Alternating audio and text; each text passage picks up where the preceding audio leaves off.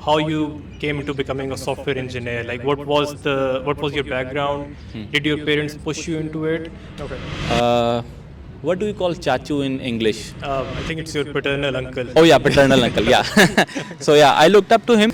The degree prepared you enough for the real world, or did you have like when you jumped into your job, your actual job, did you find any shortcomings in the degree program? Coke Studio, like you mentioned, I've performed with Athemiq as well. I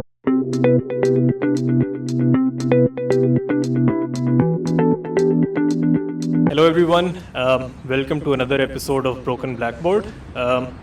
Today we have a guest on the podcast. His name is Awais. Awais is a software engineer turned musician. You might have seen him on Coke Studio. He was on, I think he debuted on season 14 and then he appeared on season 15 as well. He's performed with Athemiq, with a bunch of other bands. He's contributed to a lot of hits. I think you've heard Pasuri, everybody's heard Pasuri. Awais was a huge help in that. So let's just start the podcast. Welcome, Awais. Thank you so much for having me. Thank you for coming on the podcast. It's a new experience for me. It's very difficult to shoot, so I thought we might hold this outside. Might make it easier.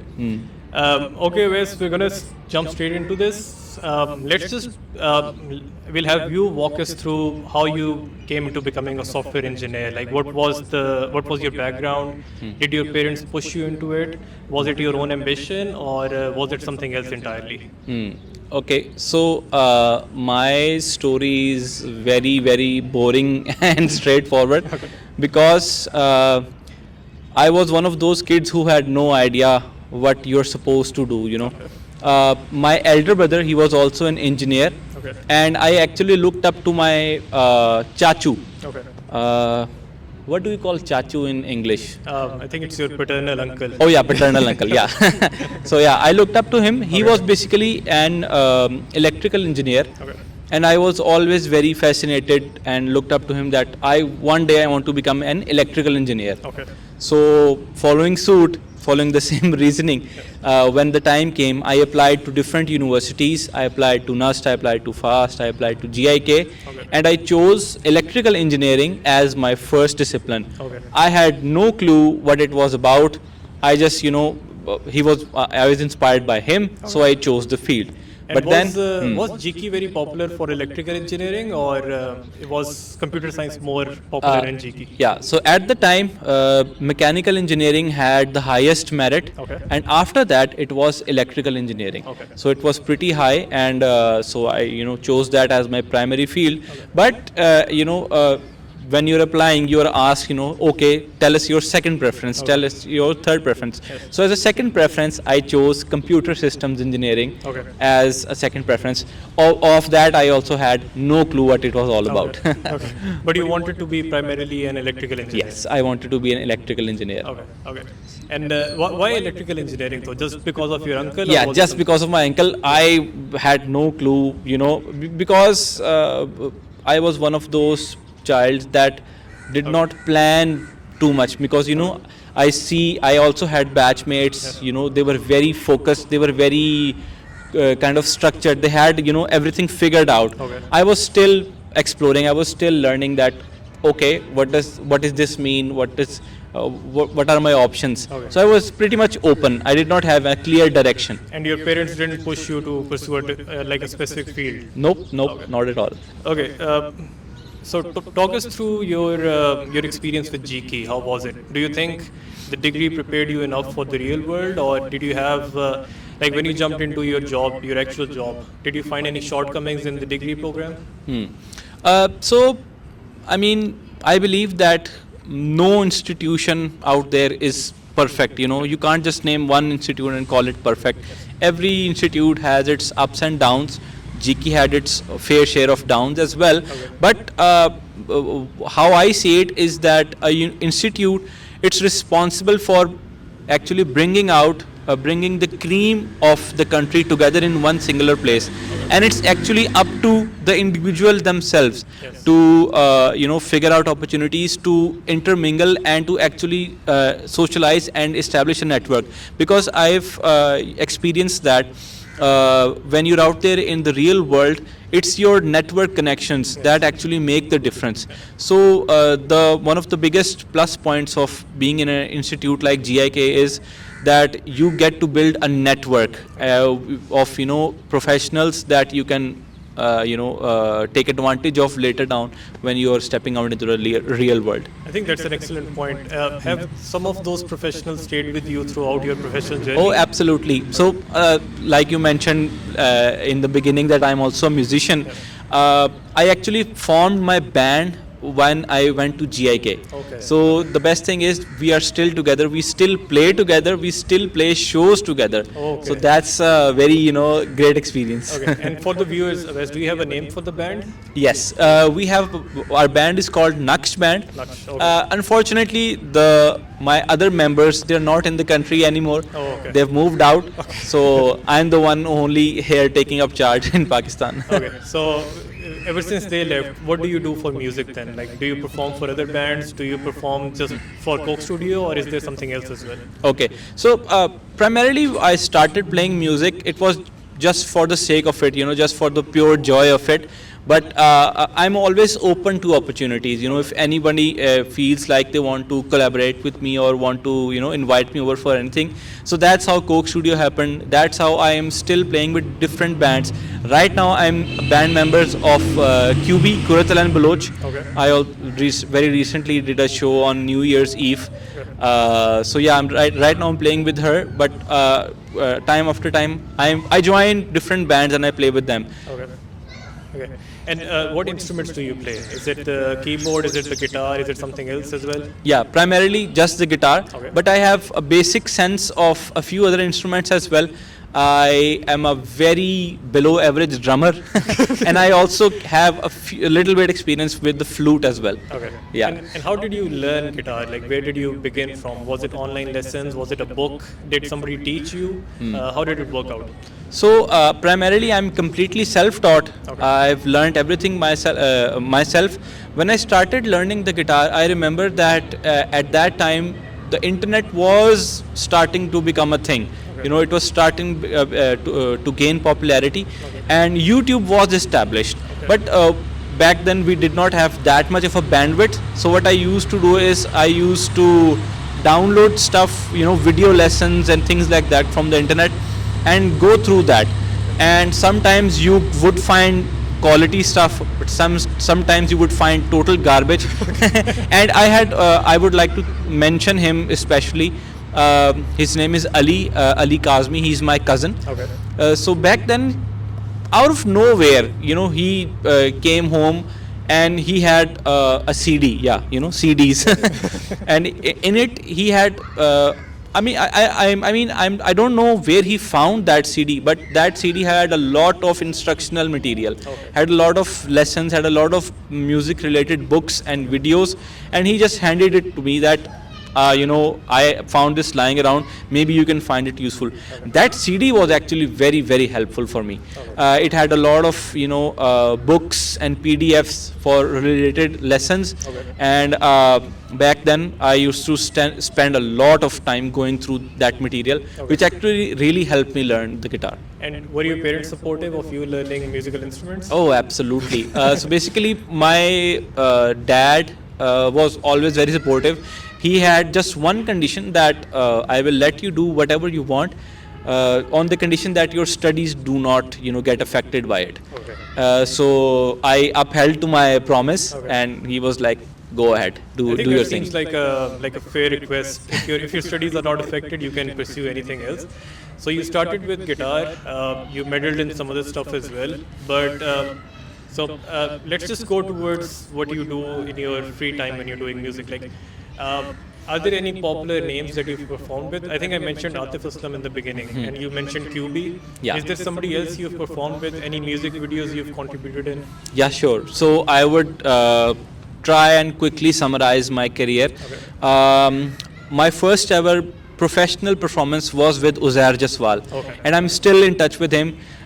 We still play together, we still record together. I've also recorded songs with him. Okay. And after that, if I talk about Coke Studio, before going on to Coke Studio, I'll like to mention that I've worked with Ustad Javed Bashir. Okay. Yeah, and I also recorded a song with him. It's called Pia Unplugged. It's very acoustic based, but it's out there if anybody is curious. Is it on YouTube? Yeah, it is on YouTube. Okay. After that, Coke Studio happened. So actually, the thing that really gave my career a push was becoming a part of Pasudi. Okay. And Pasudi, is sung by Ali Sethi and Shegil. Yeah. Later, I became a band member of Shegil as well. Okay. I still am a band member, so I play with her at times, I And think that was the first time I saw you in a music video. I think it was Pasuri. And did you have a Shagil had a very popular song? I think it's a soundtrack for a drama as well. I don't remember what it is. I don't know. It's a guy called Hassan. I think he sang the song. The music video is in a boat. yeah. Okay. Did you contribute That's to called that? Sakoon. Sakoon. Did Yeah. you contribute to Sakoon as well? No, I did not. Okay. So other than Shegil, I recently joined QB. Okay. I'm her band member, full-time band member. Okay. And other than that, in Coke Studio, like you mentioned, I've performed with Atif Aslam as well. I've played with Hassan Rahim in the song Piche Hat. Then I also played in the song Tu Jhoom, which was sung by Abda Parveen and Nasibo Lal. Okay. And interestingly enough, I did not play guitar in that song. Okay. I played another instrument. It's called mountain dulcimer, Okay. and it is a stringed instrument, but you place it in your lap and play it like this. Is it very difficult as compared to a guitar? Is it almost similar? Yeah, it had its similarities, but it had its own challenges as well, because it kind of forces you to learn new stuff, which was very interesting. And speaking of which, in the season 15 of Coke Studio, I played with Kavish. Okay. So and in that song, I'm also not playing a traditional. Oh no, actually I'm playing two instruments in the same song. Okay. I actually switch midway. Okay. So I start the song with the electric guitar, and then middle of the song there's a slide guitar solo. So that's another instrument. It's called lap steel. Okay. So I played that. So that was also very interesting. Okay.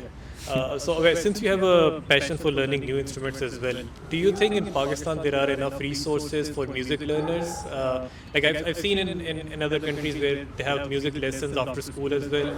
Every institute has a separate music teacher. Do you think there are resources, available resources in Pakistan for music lovers or no? I mean, throughout my journey, I've faced hurdles regarding that, because in my university, even although we did have a dedicated music room, but the guy who was in charge of managing that music room, he was not really supportive of music itself. So a big contradiction there. And they would just shut down the music room by 8 p.m. Which It if doesn't you're make sense if you're attending classes in the morning, you need some time at night. exactly, if you're living in a hostel, 8 p.m. is a very early time Yes. for things to close down. So yeah, I mean, even now there's an institute in it's called National Music Academy.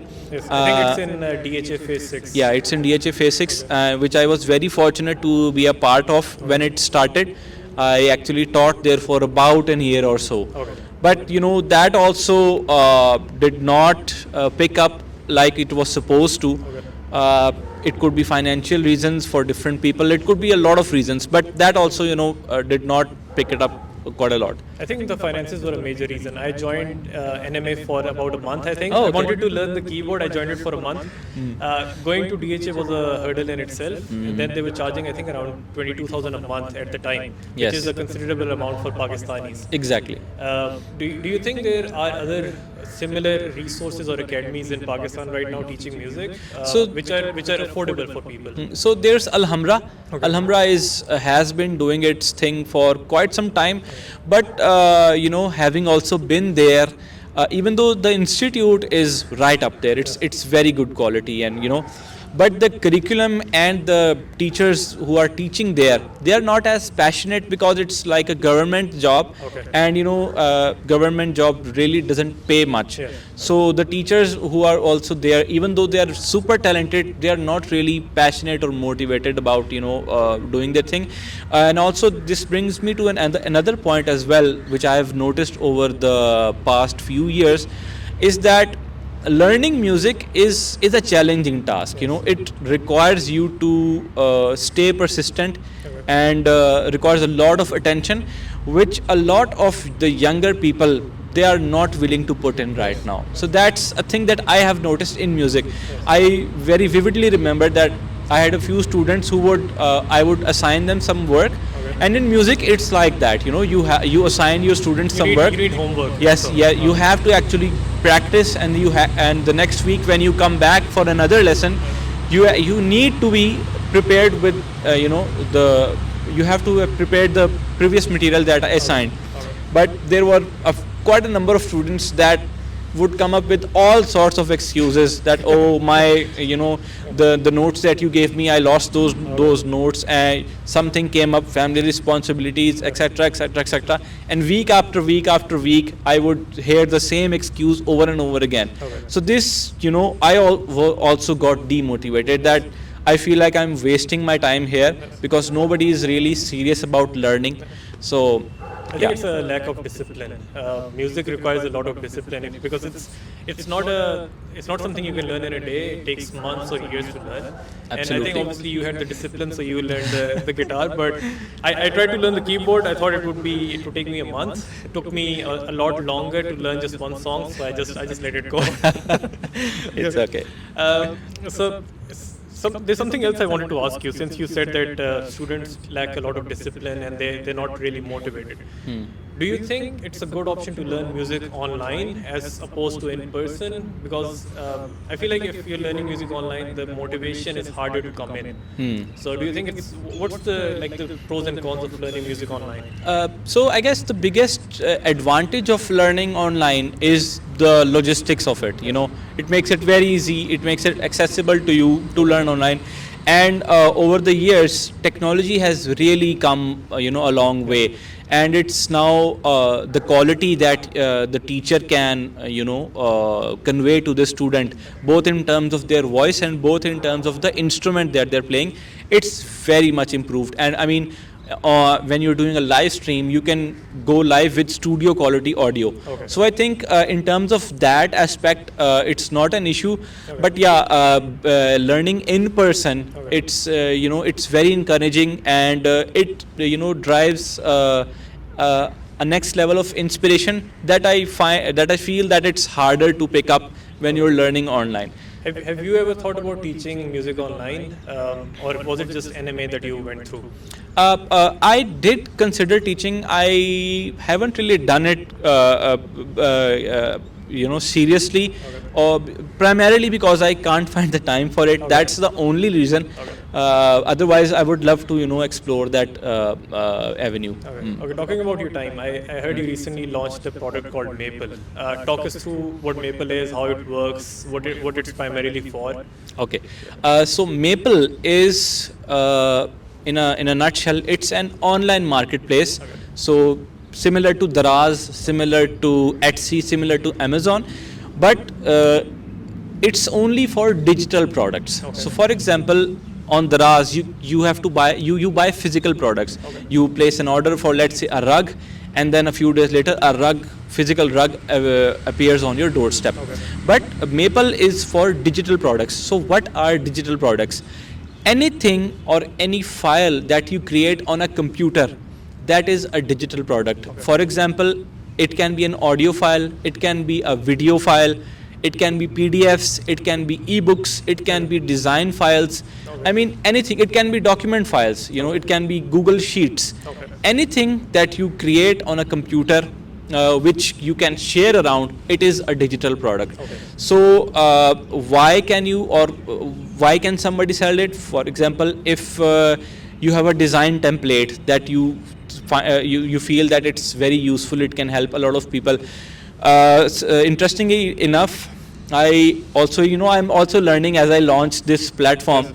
A lawyer actually signed up on that platform, and he has put up templates of different sorts of contracts that you can send. So he has uploaded, I guess, a breach of contract template, that if someone has breached and you want to send them a notice, just download that template, fill it out with your details, and send them. Okay. So these kind of things. Okay. So yeah. So anything which is digital, it can be sold on Maple. Exactly. Okay. And what's the payment processing behind Maple? How do the payments come from the customers, like the clients, and go towards the people who have their products on? Okay. So I'm using Stripe as the payment gateway for this Maple. What happens is that Stripe allows you to transfer funds to different people directly into their bank accounts, which is kind of the whole motivation behind this platform. Is that I felt, being a digital creator myself, that receiving payments from audiences throughout the world has always been a challenge in Pakistan, because no matter what platform you sign up to, you can sell your stuff immediately, but then when it comes to receiving payments, they require you to have PayPal profiles or Payoneer profiles, which is not very easy to set up, and PayPal it's not even available for Pakistanis, or even Wise for that matter. Okay. So what I decided to come up with is that I can receive all of the payments in my Stripe account. Okay. And then from there disperse it to all of the individual sellers who are selling their products online. Okay, and is the payment system, is it automated? Because what I want to ask is, say for example, a year from now, Maple has 100,000 users a day. There's 100,000 transactions going on. Will you be doing it manually for every single user on there, or is it going to be automated then? The system from day one, it is completely automated. Okay. So whatever you sell, whatever the amount that you accumulate, we have a minimum threshold of the amount that you can withdraw from your account. But whenever you request for a withdrawal, Stripe along with other services have their standard processing times. Okay. So after, let's say, 3 or 4 days, all of those funds that you requested to be withdrawn, they can be withdrawn to your bank account completely automated. Okay. Awais, I'm going to take you back to your schooling. Let's talk about your schooling for a bit. Before going to GIK, which school did you go to? Was it and was it an A-level system? Was it a metric system? What was it? So I went to SciCas, Okay. and it was OA levels. So I did O-levels. that. Yes. Okay. And then where did you do your A-levels from? Same SciCas. SciCas. Yes. And how was SciCas compared to your friends and your cousins and the schools they went to? How was SciCas? SciCas was a very good school. It had a lot of opportunities, in the sense that it had a very active society culture as well. Okay. So very early on, I became familiar to the idea of societies, Okay. and I also became a member of 2 societies. One was related to debating and things like that. Okay. Even though I was not into debating, I just joined that as a designer. Okay. I wanted to design the marketing material for that, posters and things like that. So you've always been creative growing up. Yeah, I mean, you can say that. Okay. And the other society I joined was the music society, Okay. as you can guess. And was SciCas, did they teach you anything about music? Did they teach you any instruments, or did that come later on in GIK? So actually, I started learning the guitar when I was in my first year at O levels. Okay. Yeah. So what happened was that it was not an official thing. Okay. Some of my seniors, who already played music at that time, they decided that okay, after school we'll start sitting and just jamming for an hour or two. And if any young person, they are interested in learning, or just want to hang around and join the jam session, they can come. Okay. So I was like, as a student, there are people who are into all sorts of stuff. They're into debating, they're into sports, they're into other stuff. I was not interested in anything. Just music. Yeah. I mean, I did not do anything. I was just a padhaku kid. Okay. I was always into studying. Okay. So when this started happening, I vividly remember that I said to myself, maybe I'll give this a shot, Okay. and let's see if I like it or not. Okay. And then the bug bit me, and ever since I fell in love with music. So that's how my journey started actually. Okay. And did you only have, from what I've seen in schools, because I was a part of LGS, I've seen there's only one music teacher for the entire school, and the guy usually knows only one or two instruments. So if you go up to him and you say, okay, I want to learn the drum or some other thing, he'll only know the basic instruments, and then you don't have the resources available to learn those instruments that you want to learn. Was it similar in Psychas? Exactly similar. We had one teacher, and we did not have a dedicated music thing happening. So what started happening was those seniors that I talked about, they had their own a senior guy that they knew. They started to invite him to school after school, that okay, maybe you can start and we'll just jam around for a few days, and if many people show interest, we'll actually talk to the management and see if anything formally can be arranged. So that's how I got my first sort of music teacher. But many of my friends, they also bought guitars. We bought guitars together, but I was the only one who persisted, and all of my other friends, they quit. And watching this scenario, the music teacher also started coming in less and less, because there were not many people who were interested. So it was actually becoming a burden on him, both in terms of logistics and financial, I guess. So he also I guess he came for about 7 or 8 lectures. After that he stopped coming. Your learning basically came through, it was your group that taught you how to play the guitar and everything. Yeah, you can say that, because they didn't really teach. They would just play together and just jam, and I would just sit there and listen and observe, and I would just ask them questions that okay, how are you doing this? And one thing that I also really remember, that instead of asking how, I also was interested in learning why are you doing this. So that is a very I guess it's an important question when it comes to music, that why did you play that chord, or why did you play that note? And I always wanted to understand the theory or concept behind it. So I think that's very important, because music is mostly experimentation. The more you experiment, the more you learn. Absolutely. Because I've seen people who just try to learn it from books or from instructional videos, but it's very difficult. Unless you question the instrument, you question the chords and everything, it's very difficult to learn. Okay, so I have another question about your software engineering journey. If there are people who are listening to this video and who want to join the same career path as you, what would you recommend to them? Is it just primarily studying? Is it should they do internships during their universities? Should they go for co-op programs abroad? Is there anything specific they should do to be successful later on in their careers? Okay, if I look back at my journey, if I look back at my career, I followed a very traditional path, that okay, you study, and then in university's third year you go for an internship, and then after that you hope and pray that you get a job. Yeah, you get a job. So I think that like the things you mentioned, that co-op programs, I think that they didn't really exist back then.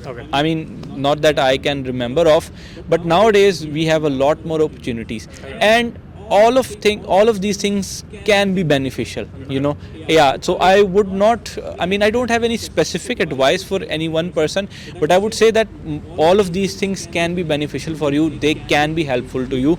So if you find opportunities, one thing that I would encourage is that don't shy away from working with someone, even if they don't pay you, because early on people start expecting that okay, I need to get paid first and then I'll be able to learn. But don't shy away. If someone offers you that okay, I'll be able to teach you, but I won't be able to pay you anything, you will get to learn a lot of things that otherwise you may not. So that's something that I really encourage. So taking from your last statement about learning without pay, I have a very controversial question that I want to ask. From my experience, from what I've learned over the years, it might be different in software engineering, but I think it's not different in civil.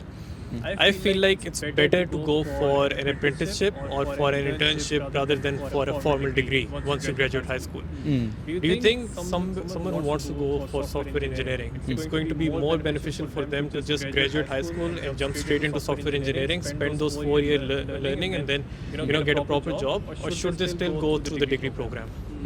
I mean, it's hard to say, but I think that if you go through the degree program, I mean, nowadays, ever since the advent of AI, things have changed a lot, especially when it comes to software engineering.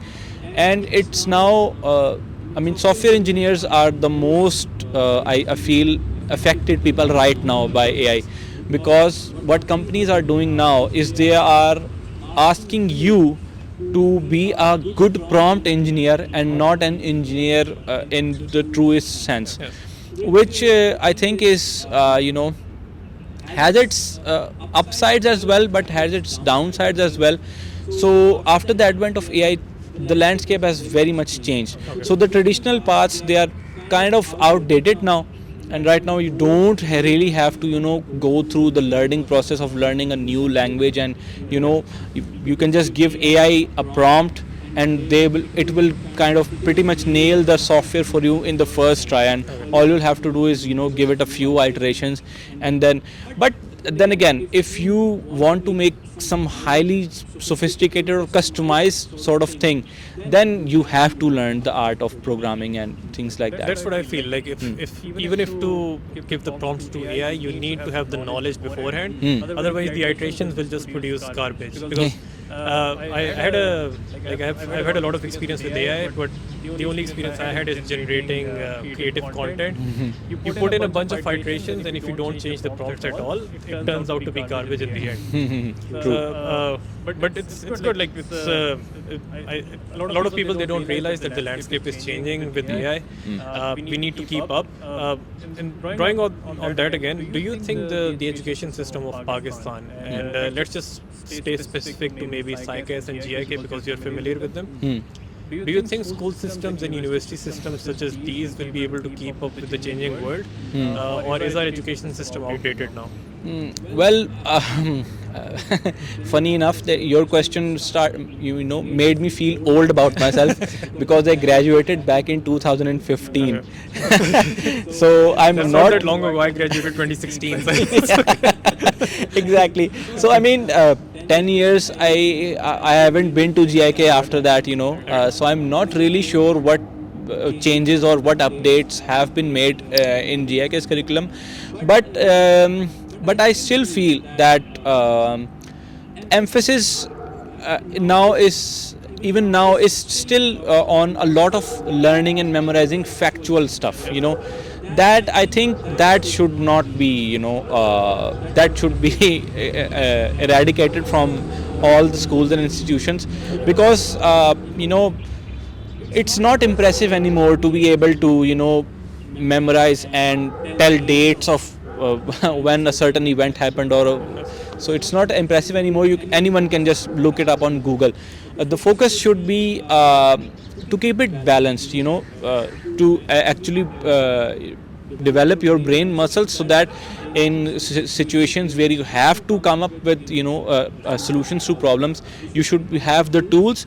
But other than that, you should be also taught how to use the latest and upcoming tools to your advantage. So that should take place. I'll draw another question from that. When you started looking for jobs, did anybody care about your GPA? So actually, software engineering is a very interesting field. Not a lot of companies or software houses, they care about your GPA. Okay. And in fact, I remember it that only the FMCGs, they were the ones who just cared about what sort of GPA do you have. Okay. All the other software houses, they just wanted you to know how to solve problems through code, and you should know algorithms and things like that. They were not interested what sort of GPA did you have. So most of your interviews would have been technical then. Exactly, very hardcore technical questions. And even when I started my job, I met a lot of colleagues who did not have formal degrees. They just had diplomas, but they were excellent programmers and excellent problem solvers. And I would like to give a disclaimer that I'm not discouraging going through university. It's just that different people have different sorts of aptitudes and talents, so you just can't compare one or make a standard for everyone.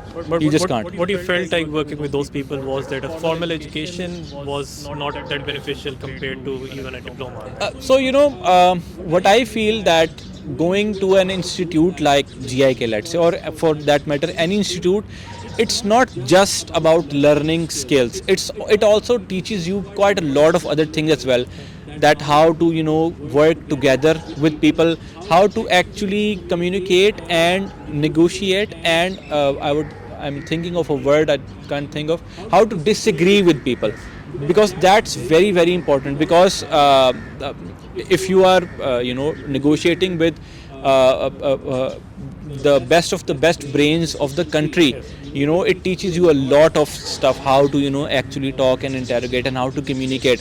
So there have been instances that I felt that okay, even though this guy is an excellent programmer, he's not a really good communicator. He does not know. He lacks the etiquette of communication itself, and which I feel that institutes can play a very big role in teaching that sort of etiquette. Because when you are over there and you are preparing for presentations and things like that, you learn a lot of these things, that okay, you have to present yourself in a nice way, you have to learn how to speak, you have to how loud your voice should be, what tone your voice should have. So all of these things you learn going through that experience. That's what I felt as well, like being a part of FAST University. That's where I graduated from. I felt the point of university education is to make you a human being. Right? So it teaches you, like it grooms you, it teaches you how to communicate, it teaches you how to dress up, how to behave with other people, and that's where people stand apart. So I feel like somebody who graduated from LUMS is a lot different from somebody who graduated from FAST, because they have different dynamics. The people, they come in from different households, and I feel like the only difference in universities, it's not about what they teach you, it's about who you become after you pass through them. Absolutely. So that's an excellent point. I think we'll just we'll do with the closing. I think a closing question. If you have any, I asked a similar question in the beginning, but if you have any advice for somebody who's going through high school right now, and they want to pursue something that's entirely different from education, like say something like music, or they want to learn something that's creative. What would you suggest to them? Should they start early? Should they, like if their parents are stopping them, should they listen to their parents? Should they just entirely leave their education and jump into the creative side? Do you have any advice for them? Okay, so that's a very very good question. And being from a creative background, I can say that if you decide to become a creative person from the start, you better be ready to sleepless nights and without having food in your stomach. Because becoming an artist is not an easy journey. It's not. It has its own challenges, and there are a lot of challenges when pursuing the field of arts, especially because.